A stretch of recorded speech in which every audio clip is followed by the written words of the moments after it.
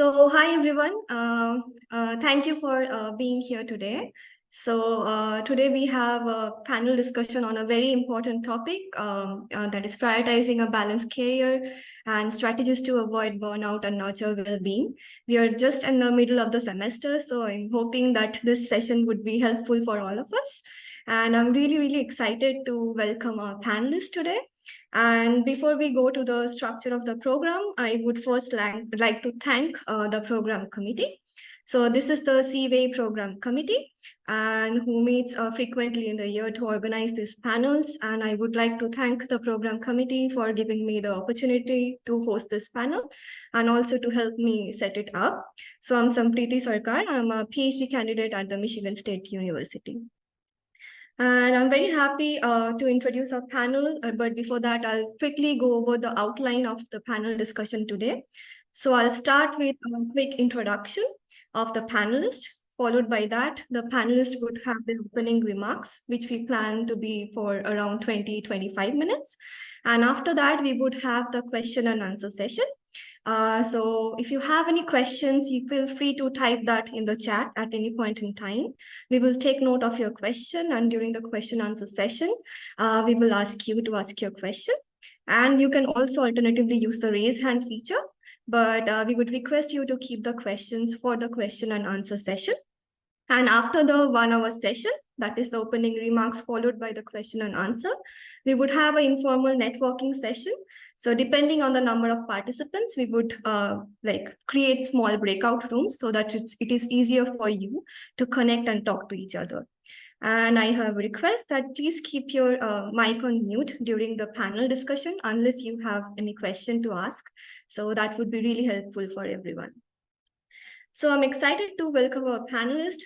So we have Dr. Wendy Ingram, who's a co-founder and CEO of Dragonfly Mental Health, which is a non-profit organization who spreads mental health awareness in the academia. And we have Dr. Kelly Grogan, who is an associate professor in the Food and Resource Economics Department in the University of Florida. And we also have Dr. Maria Marshall, who is a professor in the Department of Agricultural Economics in Purdue University. So I'm really excited to welcome our panelists for this discussion today. And without further ado, I'll let the panelists speak. So maybe Dr. Wendy Ingram could get us started with opening remarks.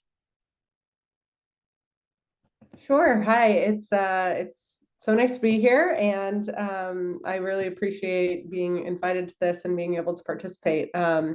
So I was asked to kind of do, I think, the initial introduction to the like what work-life balance kind of is, to talk about specifically burnout. So I'm going to pull up some slides real quick, and this is going to be like so brief, but it'll be an introduction, like just 10 minutes tops. So I hope that is what the organizers did want. If it's not, feel free to interrupt me. So let me pull up my slides real quick. So, okay. So what I wanted to share was that, you know, for me, I am not in your field, but I am a PhD in molecular and cell biology. I did receive that degree from UC Berkeley in 2015, but had been conducting research for many years prior to that and many years since. So in total, about 20 years of brain and behavior research from molecules all the way to populations. Throughout my research training and career, though, I've also been involved in leading peer-led organizations to address mental health problems. I've done this at my graduate and my postdoc institutions. And what I really found was that these were great grassroots kinds of movements, but it wasn't enough to address the issues. And so in 2020, I left my research career and founded a nonprofit with a bunch of amazing people from all over the world, all different disciplines. And we founded Dragonfly Mental Health to be a by academics for academics organization. We currently have over 350 volunteers from more than 45 different countries. And we are all disciplines and looking at all kinds of, you know, involve people from all levels, all career levels. as well. So what we do is 3 parts. We do not provide mental health support or care in any way directly, but we do do things from a public health perspective. So we do education, on-campus programs, where we increase mental health literacy. We create skills training workshops for people to learn communication skills, managing upward skills. And then we work directly with communities to fight stigma. Stigma is one of the biggest issues around any kind of mental health issues that we face, and seeking support for that.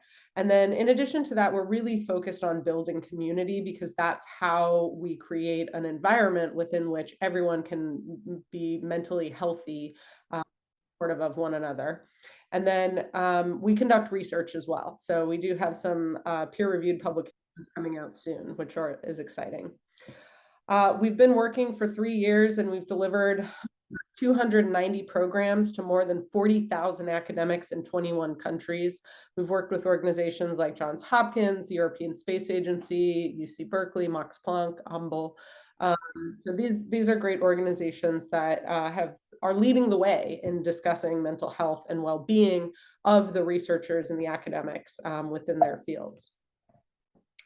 So I was asked to talk about a little bit of what professional life balance means to me. And I'm a very visual person, so I just grabbed a few photos that represent to me the things that really matter.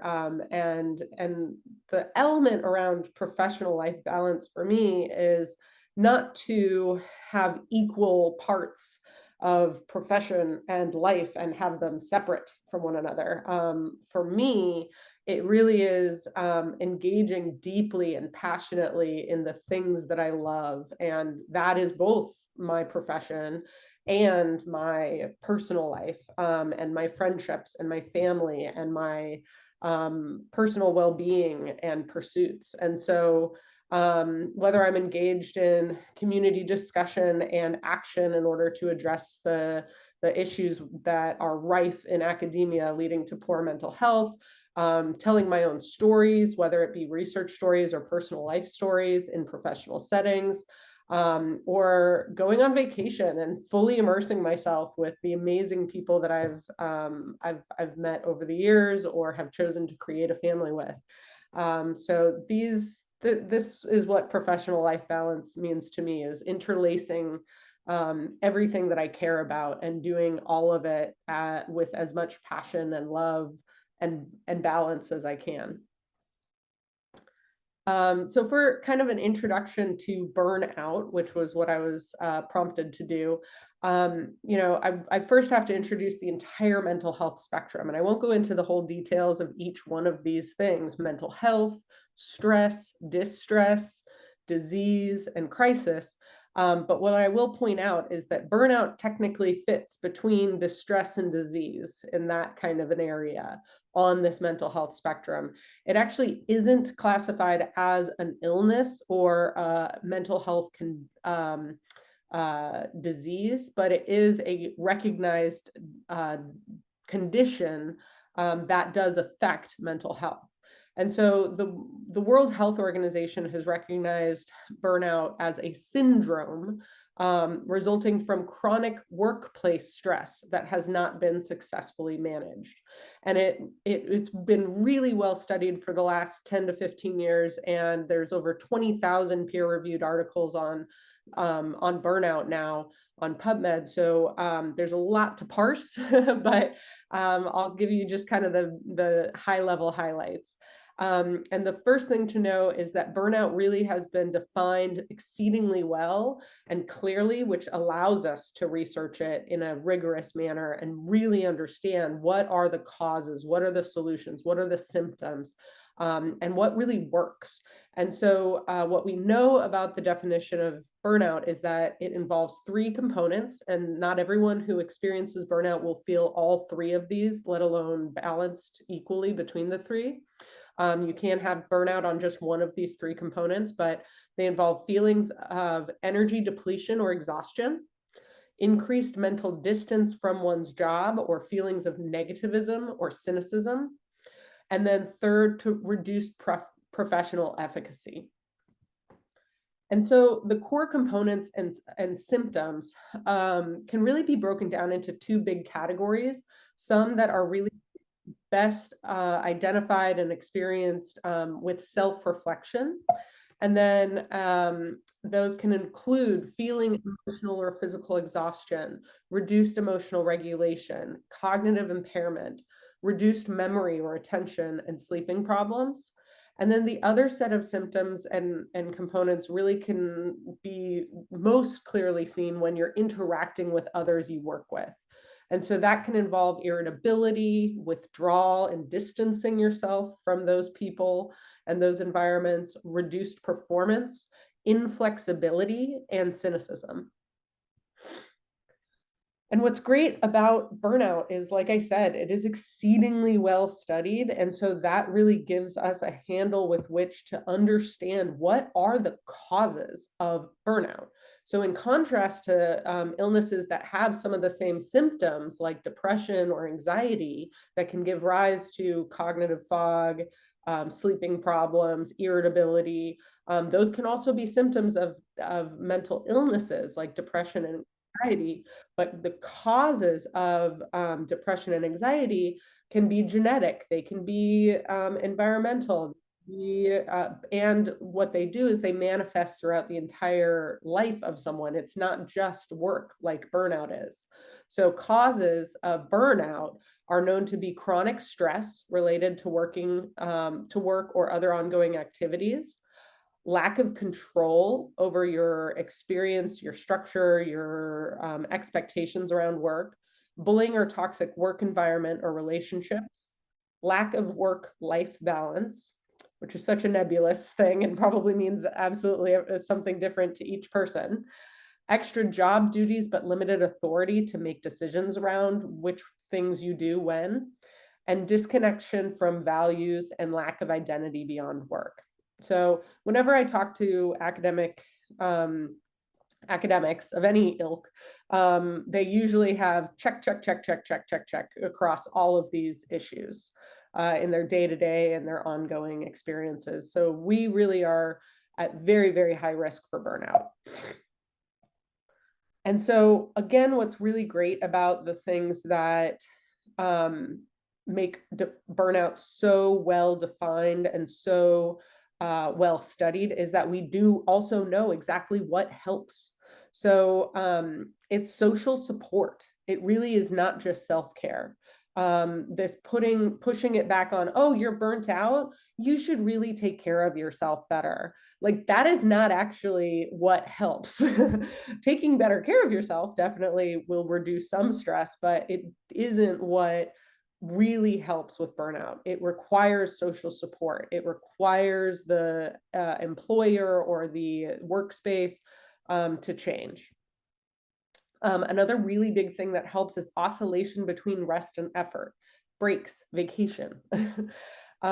We do also know that mindfulness, sleep, and exercise are incredibly effective for dealing with burnout. So even if you have inescapable stress at work, so long as you can engage, get good sleep and engage in exercise, or develop a mindfulness set of techniques or practice, this helps reduce the burnout. And then, like I said, taking breaks throughout the day and longer breaks like vacation, but full breaks, real ones where you're not on your phone still or on your computer writing the grant and submitting a whole bunch of emails while you're sitting on the beach. Better working hours, accommodations, and communication skills that suit you, and then seeking and receiving support and building better relationships at work. So it's counterintuitive since the symptoms of burnout are to reduce or to withdraw. Like that's what burnout causes you to do, is want to move away from people. It makes you more cynical. It makes you not like people as much that you work with. But building those relationships, investing in those relationships at work is actually a fabulous way to treat burnout. And then cognitive behavioral therapy can help when you are focusing on yourself and the individual. So I'll stop here, but just introduce one more concept of breaking things down into what are in your control and what things might be outside of your control when you're thinking about burnout. And I have some examples here that relate specifically to the academic environment. But ultimately, it kind of turns into there's a lot of things that can be done on individual levels and system levels. And ultimately, using something that I call the TDIF model of if you can be targeted, be targeted. If you can't be targeted, you can also address it by, small, untargeted, but intense interventions and things. You can change the frequency with which you do things. High frequency will give you better reduction of burnout, and duration. How long can you do something? How consistently can you address the burnout with one of the solutions at hand? So with that, I'll stop sharing my screen and hand it back over for the next panelist. Would Dr. Grogan or Marshall, like any of you, would like to speak next? I can go, doesn't matter. So I was asked first to mention what work-life balance means to me. And so kind of echoing a lot of what Wendy just said.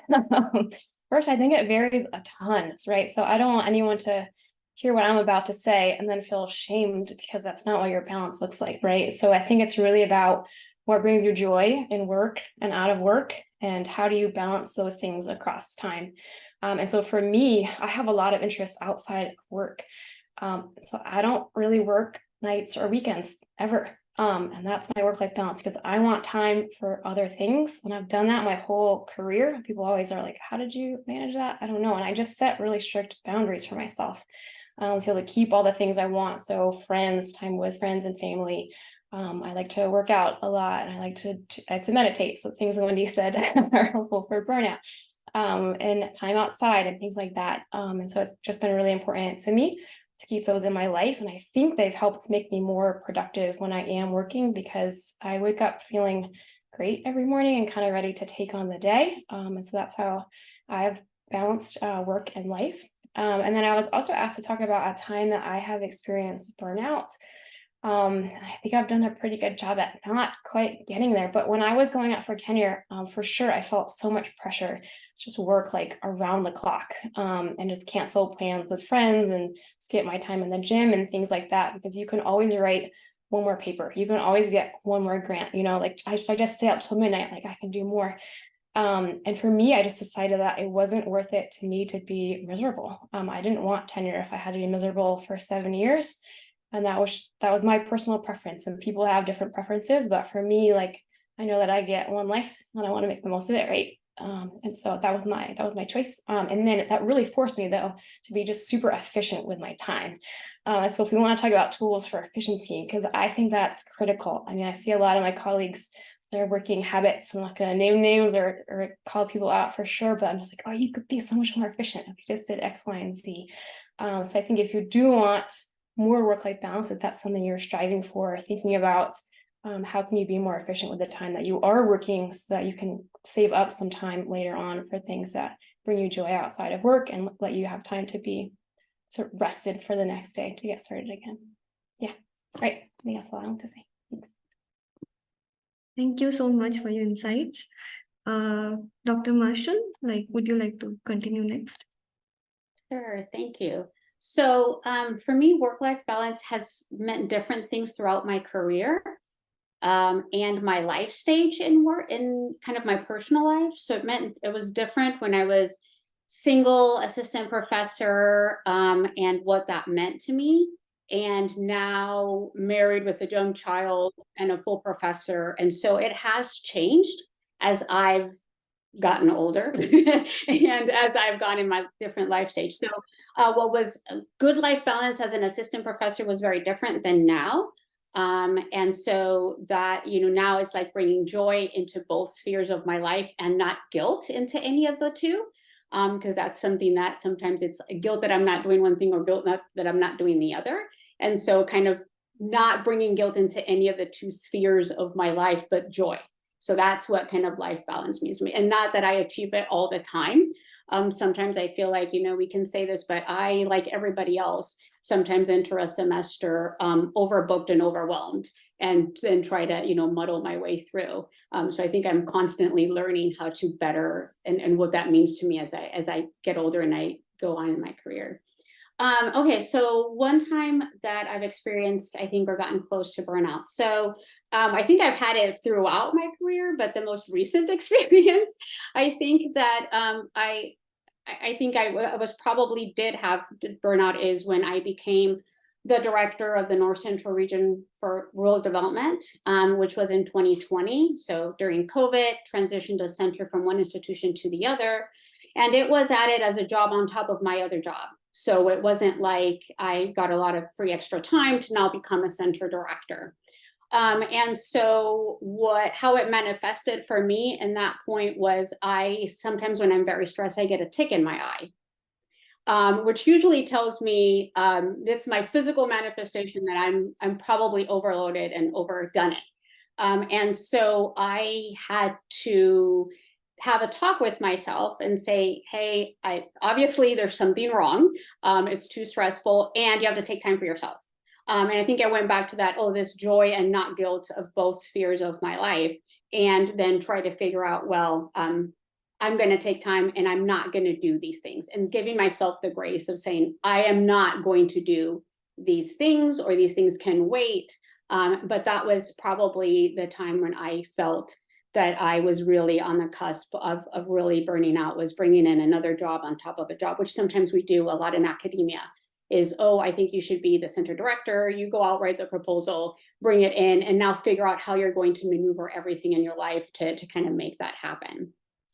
So that was definitely an experience. And I know that I've gotten it when my tick goes away, which sounds funny, but it's very stressful when it continues on for months and months. And you're like, I really need to do something for myself to kind of alleviate the stress or reconfigure something so that you're not doing that. So I think it's something that I have to keep in tune with myself, is figuring out where I have a hard time saying no, even though I always tell people you should say no. And so, or I have FOMO, right? Fear of missing out sometimes, because you think, I would be the great person to do this. And so I have to be like, no, there's other people getting a paycheck, so I'm sure that they can do this as well. So yeah, that's kind of my most recent experience, kind of on the cusp of, or feeling burnt out. Thank you so much for sharing your experiences. We can, if anyone has any questions, they can send it in the chat box. And meanwhile, we do have some questions that were sent in advance. So I can ask those questions, and we can get started with some of those questions maybe. So one question was that how can we address burnout when there's power dynamic involved? So for example, when there's imbalance of power and the other person is causing you mental health or mental stress. So for example, maybe a graduate student and a supervisor. So there's clear power imbalance here. So in that case, how would one address the situations? Yeah. I highly recommend checking out our, we have a whole bunch of resources online on our YouTube channel. Everything we do is open access, or you can bring us in directly. But managing upwards is fantastic. It is a set of skills that have really been developed and we drew from business, from enterprise. And, so the managing upward skills, but put into a academic environment, is how we present it. And it's fabulous. Everybody loves it, and it's so useful, and it feels like such a relief when people who are trainees, or even just more junior than the people that they're working with and collaborating with, it's just so many useful, very, very clear tactics and skills that are professional and will actually make you look even more adept and in control and impressive to the person you're working with to utilize these skills. So managing upwards is just so fabulous when there's this total power imbalance. But they're tried and true, and they're super effective.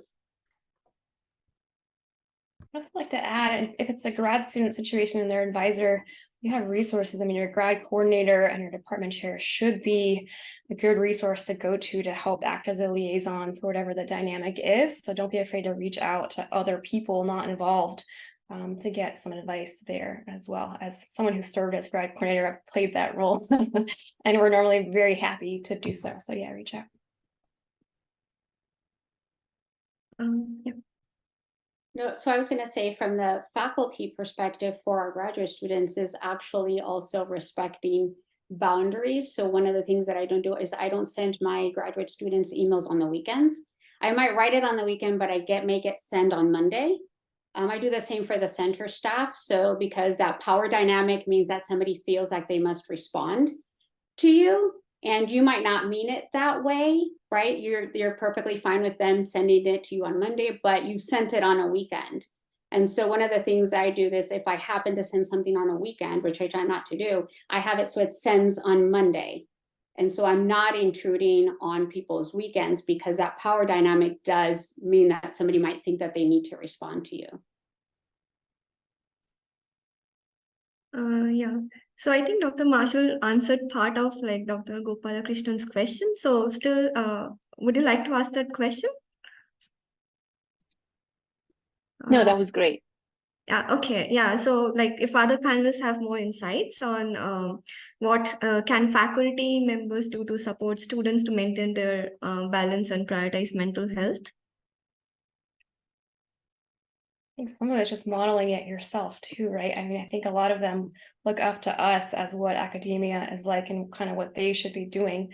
So yeah, I do the same thing with scheduling the emails, and a student comes to my office and I can tell that they're tired. I'm like, you need to go home, you need to get some sleep. And really encouraging them to take care of themselves. Something I've talked about before on Twitter, so I apologize if you've seen this before, but in my classes, I actually get bonus points for them doing mental health activities. So UC Berkeley has this cool toolkit, like 100 practices. You can find them online. They range from a minute to 30 minutes or so. And so for each week, they get to do one practice. They keep a little log. They get a bonus point on the next exam for each week. And a lot of the students really love it. And it gets them exposed to new things as well. So they have a bigger toolkit when life gets hard. That's so awesome. I love that. I skipped through this really fast, but I'll put it back up in total. So we also have a practical tools for supervisors for addressing burnout, both in yourself and in your trainees. But there's individual levels and systems levels that faculty have the ability to do, and like what was just shared by the other two panelists was setting the culture. Exactly what they're saying is they're promoting it, they're talking about it, they're encouraging it, they're rewarding it. Like, that is all just fabulous things that faculty can do to support their students and trainees. And then another thing to do that's very, very helpful, especially for any trainees that you may have that are from identities or underrepresented or historically marginalized identities than you are from, to self-educate on diverse experiences. We have a whole list of recommendations on that. And then to engage in active listening skills training, problem solving skills with development there. And then, the biggest thing that faculty can really do to support their students and their trainees is to focus on clear goals and reasonable timelines. The hugest amount of problems is either that we see in graduate student populations is either toxic work environments or stress from too little time to do too many things, and not feeling like they have control over or the ability to meet any of these things. So the faculty are really the ones who have an outsized responsibility, honestly, to be really clear and mindful of how many things are on your students' list of to-dos, and have you given them, and do they have reasonable timelines there? So visiting and revisiting those over and over again would be really big practical things that I would suggest considering. The rest of the things are you basically interacting with the system on the student's behalf to try to make sure that they have all the resources and support that they need. Thank you so much. Yeah, so we have a couple of more like interesting questions. One question that I'm really interested is how do we support our colleagues when we see they're facing a burnout? So it's one thing like facing it yourself, but it's another thing when you have to be empathetic and genuinely feel it and not just say something like ornamental. So how do we do that?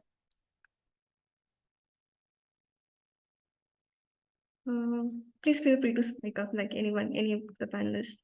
I feel like I've turned this into a Dragonfly promotional video. I do not mean for that to be true, but it's just that every single thing that we have created is from exactly these kinds of conversations. Saying, what do we do? How do we do it? Like, what skills can I use to do this? So we are responsive and create those solutions. So active listening skills are just such an important way. There's a simple set of skills that need to be practiced, though. Like, you're not just going to magically be good at it just by hearing the words active listening. It's about learning the skills and then practicing them and putting yourself in a situation where you're employing listening, but not just listening, like actively listening to somebody, not going straight to solution finding, not sharing with them and commiserating, oh yeah, I felt that way when blah, blah, blah, and this is what I did. The best way to support people is to reflect back to them what you heard, clarify what it is, and validate that their experiences that they're sharing with you. And to, honestly, like, the best support I get when I'm having a really horrible time is for my friends or my colleagues to be like, wow, that sucks. There you go. Like, and just be there with me. And it's just so supportive.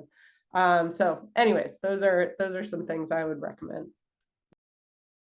So I think sometimes, so something that I try to think about is when I pass somebody in the hallway, we tend to be like, hey, how are you? And we never stop. Right. And you just go on. And so I tend to say, hi, how are you? But I stop, forcing the other person to kind of stop and communicate, particularly if it's a junior colleague. And I say, hi, how are you? How's it going? How are you doing? And actually standing there and not just saying hello. I'm on my way to the restroom and not stopping. So that's something that I've tried to do, is like actually say and really mean, how are you? And not just saying as a way of greeting. Something else I try to do, and it obviously depends on context, but if you have a research team and you can tell that one of your collaborators is just super swamped and they volunteered for something, be like, hey, I've got a spare day, like I can take this task, and try to lighten their load, and not calling them out for not doing it or anything like that, but just, I've got some time, I would love to work on this, so that they have one less thing on their to-do list. And people are usually pretty happy to let you take over the task that they have hanging over their head. So. We have one question in the chat. So, Dr. Valerie Mueller, would you like to ask your question?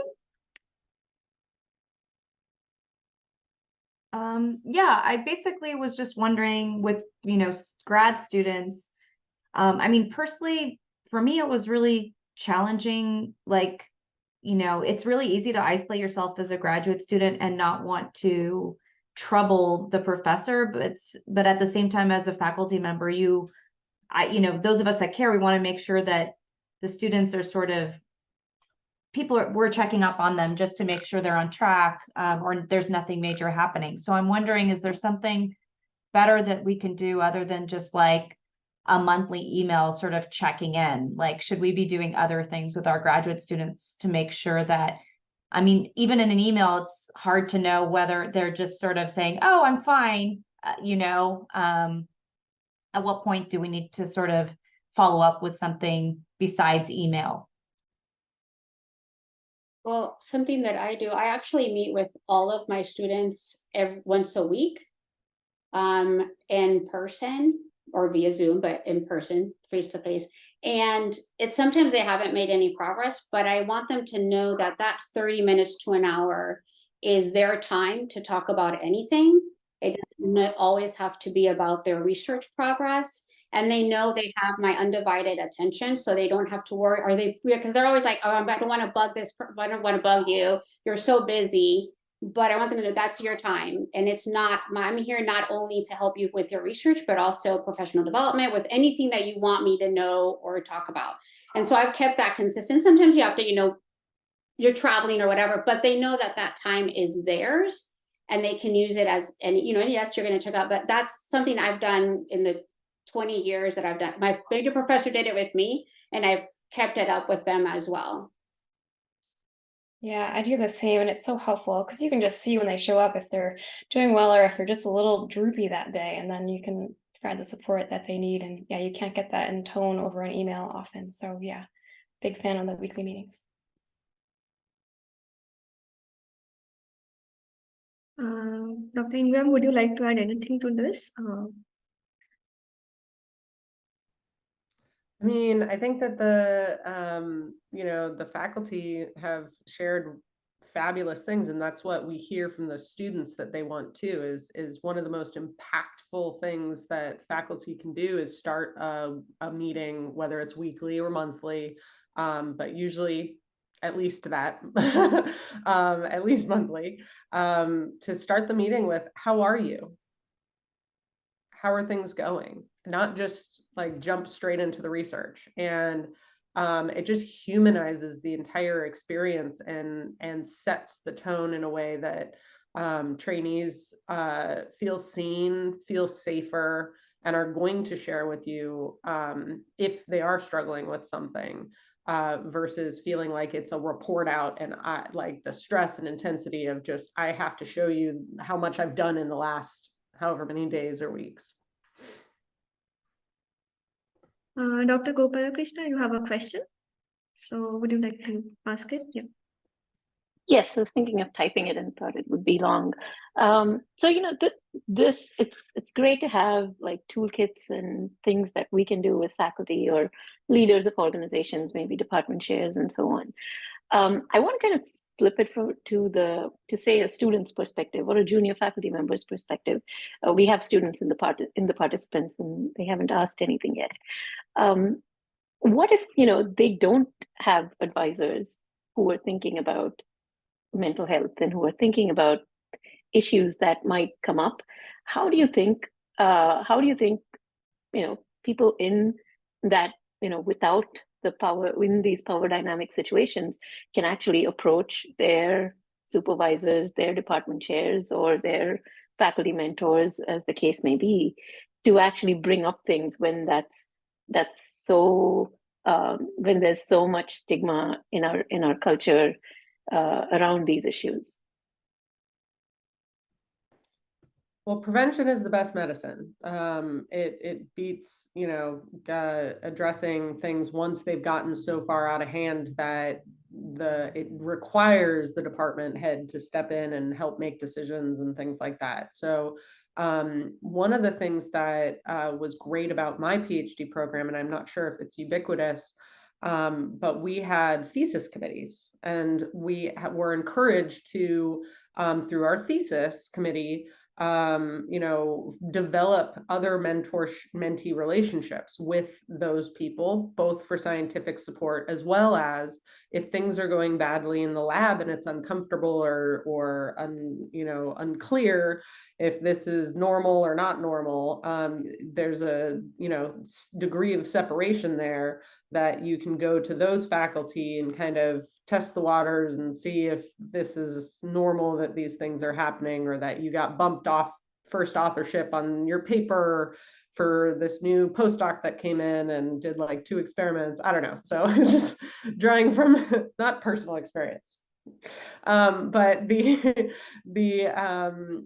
so that's one thing, but even beyond a formalized support system of additional faculty members, it's always good to have developed mentor-mentee relationships with other people that aren't your direct supervisor. For so many reasons. There's so many beneficial reasons to develop as many mentorship relationships as really suits you. And some people might want just like 1 or 2 really deep ones with a couple people. Others might benefit from having a mentor, a whole bunch of them with more shallow mentorship relationships. But developing mentorship relationships with other people that aren't going to have that conflict of interest with you under these trickier situations, who can at least give you advice, if not actually, intervene on your behalf. Like maybe they're more senior than your supervisor and they can be like, ooh, yeah, that is not what should be happening right now. I'm going to go have a little chat with the professor that is probably not, overstepping or pushing too hard, not realizing that they are harming, not, helping the situation. But that's something that a student really is not empowered or equipped to do. But establishing a network of people can, at various levels, is really always a good thing. Plus you get more letters of recommendation.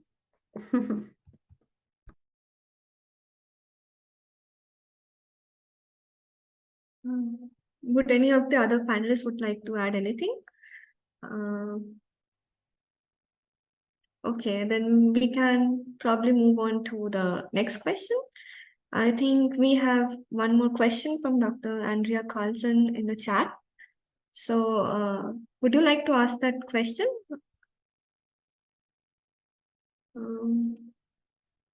Okay, Yes. maybe. Oh, yeah. Okay. Sure. Go ahead. I had trouble finding my mute button. Sorry. So I work in the government, but it's an academic economic research service is kind of an academic type setting. I have team members who are newer to ERS, and sometimes it's easy to have a conversation and you ask how they are and they'll come up with something that's not just fine, but other times it'll be, oh, I'm fine. And you don't want to pry too much because maybe that person is shy or introverted or just really wants to not have that kind of relationship with me. So I'm kind of wondering, well, how do I go beyond fine? How do I get more than one word out of any question? What questions are really good? So you go into, how are you doing? And then they don't really say anything, or they seem a little uncomfortable or closed off. You can ask a question like, what's been going well for you? What are some barriers you've run into? So these what questions kind of get a little bit more detail into the fine. And if it's all fine, then cool. But what questions are really, really helpful? Whereas why or how, or really specific questions that aren't open-ended can shut down those conversations quite quickly. I would reiterate that. And the person who's maybe really good at that is my 9-year-old son, who every time I ask him how his things, he says good. And I'm like, well, what made it good? And that made me realize that that's how you could draw out people, was because, okay, well, what? Oh, what? Yeah. So I would reiterate that works really well at every level. Yeah, I'll often ask about weekends. I usually meet on either Tuesday or Thursday. So Thursdays are like, what are you doing this weekend? Tuesdays, what did you do this weekend? And you can kind of get a feel for things that are going well. They did fun things and they're like, oh, I'm moving and my mom is sick and yada, yada. Yeah, you can learn a lot too that way. Yeah, thank you. So we have like one more very interesting question. So that is, are there differences across gender on how people deal with the mental health issues and across age as well? Like, yeah.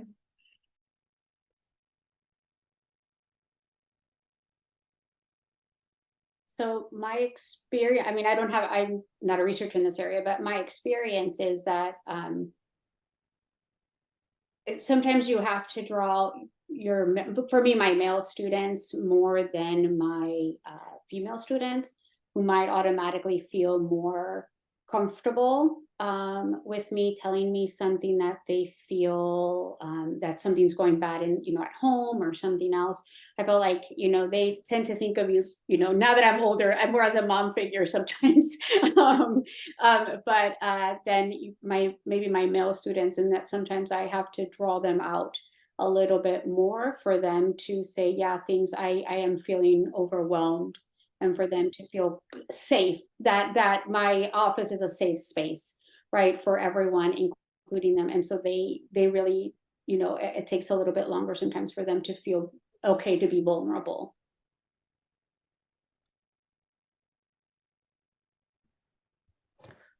Yeah, from the research side in general, in the general population, women tend to have higher rates, sometimes double that of men with depression. Anxiety is equal between the two, and many other illnesses are kind of that way too. But the stigma against having those illnesses and what we portray onto those, whether or not they're real or not, really, really, really diminish the willingness of certain people, certain genders, certain ages, certain racial or ethnicity backgrounds, people coming from different cultures, people coming from different countries, will all have different levels of internalized and externalized stigma, as well as just coping strategies that they have been trained into them, whether they're positive or negative. So that's kind of a non-answer answer, but there are definitely higher stigma against men having emotional problems than women. But then women are also pressured not to show emotions, because women are kind of dismissed as, if you share that you're struggling with your mental health in some way, shape, or form, that you're falling into this like weak emotional woman stigma that we get, which when we're in a research environment, we often are subjected to a lot of gender bias there. If you are talking to somebody who comes from a different culture you're not familiar with, like, they may be very offended by you suggesting that you're worried they might be struggling and that they could benefit from help. And that's a really, tough situation to be in, because you are meaning extremely well, but you don't necessarily know how to address that culturally with them. So cultural competence is very tough. And honestly, it comes down to what Dr. Marshall was sharing, of like creating as safe of a space as you can. You're not going to be able to get through to everyone. You're not going to be trusted the first time that something comes up. There may be many, many things that are affecting this person in front of you that you know about, you could have some suspicions about, or that are completely invisible. So it's really tough, but it's worth trying to set as open and supportive of an environment, and pull in the joy of mentoring and of helping those who you can, and try to avoid and reduce the guilt of not reaching the ones that you can't. I've learned so much from you, Maria. You too, Kelly.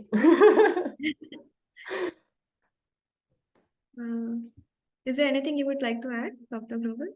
Oh, I think Maria and Wendy covered it really well. Yeah. Okay. We have one more question in the chat box from Dr. Hunjung Kim. So Hunjung, would you like to ask your question?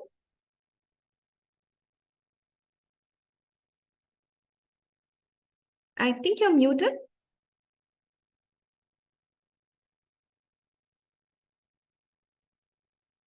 Kunjung, we cannot hear you.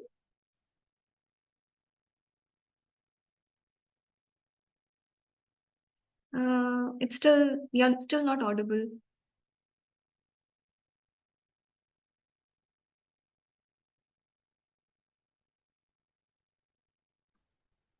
Do you want to read the question instead? Yeah, okay, I'll just read the question.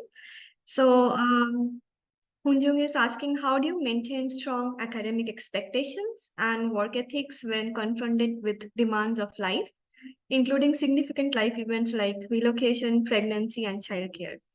I prefer not to perceive them as obstacles.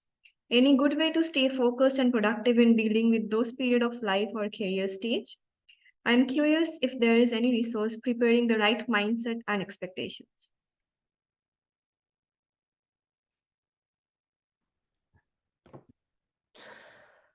Having You just gotta done fix all the three of people. those. You gotta fix the people.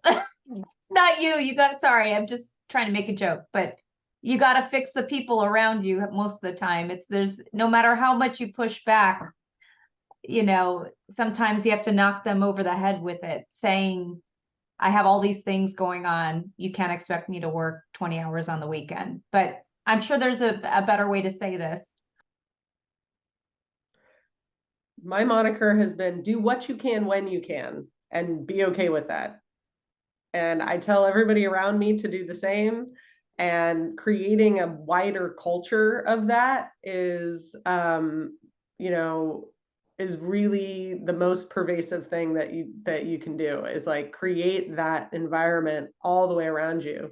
Like Valerie just said, you know, knock the people over the head with like, don't be ridiculous. I have a lot going on right now. I will do amazing work, as I always do, when I can. Yeah, and I don't have kids, but I've had a lot of colleagues who have had kids in major life events and things. And I'm always like, I think you're doing great. Whatever you can do is great. And I think your colleagues probably have more reasonable expectations than maybe you think that they do. It was Maria who was talking about the guilt piece. I think a lot of us just carry a lot of guilt all the time if we're not working all the time, and often projecting our beliefs on other people about what they think about us, and they're often not thinking that about you. So let's keep that in mind. Yeah, I would say that sometimes you have to adjust your own expectations of what's possible. Certainly once I had a baby, I realized what it was like to have a baby. And I don't think anybody could have really told me that. And so I underestimated what that was going to feel like. And it was a reality check of my own expectations of what I could and couldn't do, and be okay with that. And realize that give yourself some grace on every front, right? It's not on every front, and be like, it's not, sometimes you can't do it all the time. And so figuring out where's you're going to be your joy of that moment for that day, and realizing that tomorrow is another day. And so, kind of reiterating that time, I think since your thing was particularly about pregnancy and childcare, I think that is setting your own expectation on what's reasonable for you, and not comparing yourself with other people. Other households have other things going on. And I think when we start comparing is when we really start to get into this loop of, I'm not doing enough, or I'm not as productive as this other person. So one of the things that I learned to do is like, I have to worry about me and what my productivity is going to look like and my expectations. And I'm not going to compare myself to somebody else. I also think sorry, I just want to say one thing, because this is something I know quite a bit about, working in academia, think tank, whatever. I also think that it's okay to sort of tell if like, I think the worst thing that happens is when like meetings are scheduled from 4 to 5 or 4 on a Friday, or even like two days before. I think it's, whatever you feel comfortable with. But for me, it's like, I know I can't say no to every 4 or 5 p.m. meeting, but if you're going to do that, you need to give me like advance notice so I can make that happen. And I think, so it doesn't sound like you're sort of standoffish and not willing to sort of accommodate at all, but just say, what do you need in order to be able to make that meeting? And I think it's reasonable to ask whoever schedules a meeting or something like that, that's really inconvenient, to like do things in advance. I think Valerie's spot on, and I think you have to advocate for yourself. So I'll give you an example. At the primary committees are usually scheduled. A lot of times we were scheduling from like 7 a.m. to like 5 or something. And when I had a baby, I had to pump. I'm just right. And so I can't have just a 15-minute break if we're going to meet all day long. So I had to tell the department head the meetings have to be, or some of the breaks have to be for 30 minutes. And so the first time when we stopped, he said, "Oh yeah, of course, blah, blah, blah." He does. So he's like, "Just stop talking about it. I'll give you 30 minutes. And so then he forgot. So I just was like, and he's like, "Oh yeah. The break has to be for 30 minutes. So sometimes it might be uncomfortable, but you have to advocate for what you need. And after that, we didn't have any problems. It's like, oh no, it's going to be 30 minutes for this particular breaks. That is so awesome. I'm like such a huge fan of you for doing that. That is so great. The recommendation I would have is just to like do it in small bits of normalizing the fact that we have external lives. Like there's this balance. You don't want to like overshare or whatever, and you don't want to dominate a conversation, but like as people are gathering in a room and asking that question, "Hey, how are you? How's it going today? Like, how was your weekend?" I at least sprinkle it in little by little every single time. Like, honestly, I got an hour of sleep last night because both of my kids woke up and were screaming and needing lots of stuff, and I couldn't fall back asleep. So I apologize if I'm dragging a little bit or, not getting all the words right. And just like sprinkling those little things in and normalizing typically excluded conversations is really powerful. It's really, really powerful. And I love pulling those conversations out of like women only, like kind of things that's the only place we talk about it is like with each other. The DEI specific stuff like needs to be talked about in every single meeting, not just in the like DEI meetings. Mental health should be mentioned periodically, like at every meeting, not only in the mental health meetings. So that's my 2 cents. Sprinkle it in, normalize it. Yeah. So we are almost running out of time. So we have one more question from Karen McGuire. And after that, can we end by talking about a top tip, a top wellness tip that you have to share? And maybe then we can move to the informal session. But Karen, Dr. Karen McGuire, you have a question. So would you like to ask that? So maybe I can quickly ask that. So it's directed to Dr. Kelly Grogan. So I'm curious if Kelly has gotten any pushback from colleagues or department chair, etc., about working evenings or weekends. And if so, how she might have addressed that with them. The default for many people seems to be that more hours are better. Yeah, good question. So we have fairly specific metrics that we're supposed to meet every year, and I meet those metrics. And so no one cares if I don't work on the weekends or I don't work on the evenings as long as I'm getting my job done. And I really think that, like I said, I'm more productive when I'm working because I'm really well rested. Could I have more publications? Sure. In terms of what brings me joy, I want joy from other things. And so I'm fine with that. If you get a ton of joy from publications and lots of grants and stuff, then maybe you want to work more nights and weekends. And I think it's individual, but it's worked well for me. So. Thank you. So can we just talk about your like top tip for wellness, like the top advice, and then we'll move to the informal session. I'm a huge fan of meditation. It has benefits. Stress management, anxiety, helps you focus better, helps you sleep better. I don't know, all the things. And it's only like 10 to 15 minutes a day. You get all these things. So yeah, that's my thing for sure. Sorry, Wendy. No, I was about to say the same thing. Meditation, one hell of a drug.